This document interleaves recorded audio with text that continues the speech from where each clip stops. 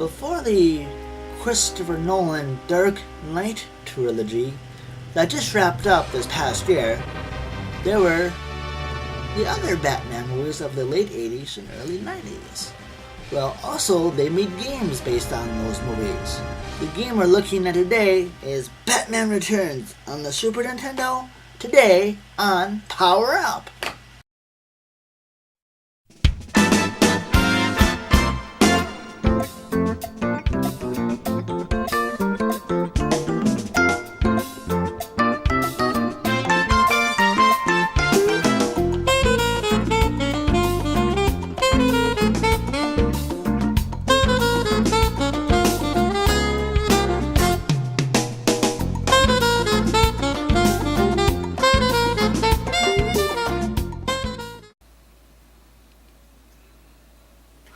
Oh, hi there.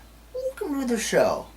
Recently, I finally saw the conclusion to Christopher Nolan's trilogy, Batman trilogy, The Dark Knight Rises.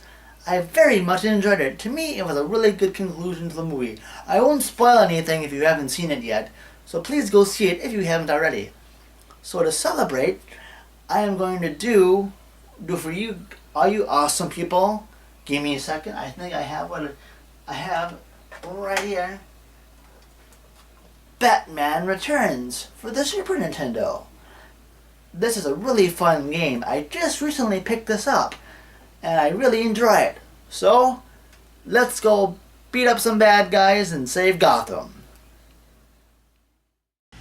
Batman Returns was released in 1993, and it is a beat-em-up game.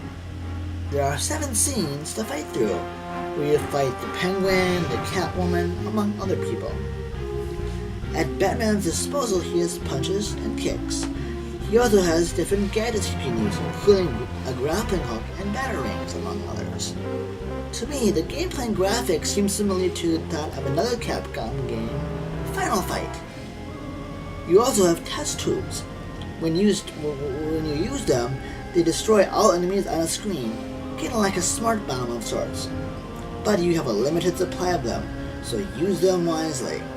Thankfully, sometimes you can find more tubes and destructible containers you come across. Wait. Destructible containers?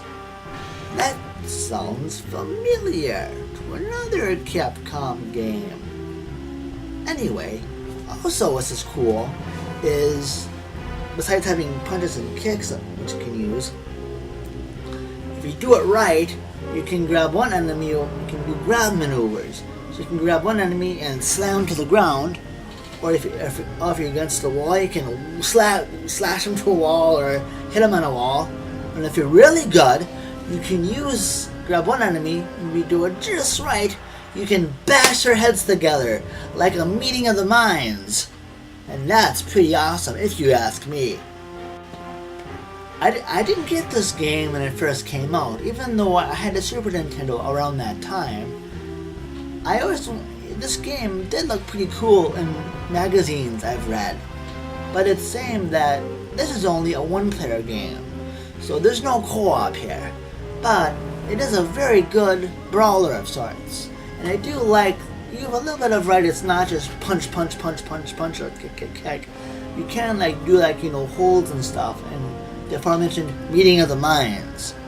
So if you do see this game, I got my copy for pretty cheap. I think I got it for like $4. But anyway, if you do see this game and you do a Super Nintendo, pick it up. It's a nice addition to my collection, and it's a nice addition to anybody's collection. If you don't mind, no co-op, but it's still a cool experience nonetheless. So I say highly recommended if you don't mind if you don't mind if it just being one player. And as usual, before you wrap things up, if you live in or around South St. Paul, Minnesota, or around the Twin Cities metro area to be in particular, please make sure to visit my good friends, as usual, at Level Up Games. They also besides having games, they also have tabletop board games and Yu-Gi-Oh cards and Magic cards, to name a few. So please, if you're in the area, give them a look.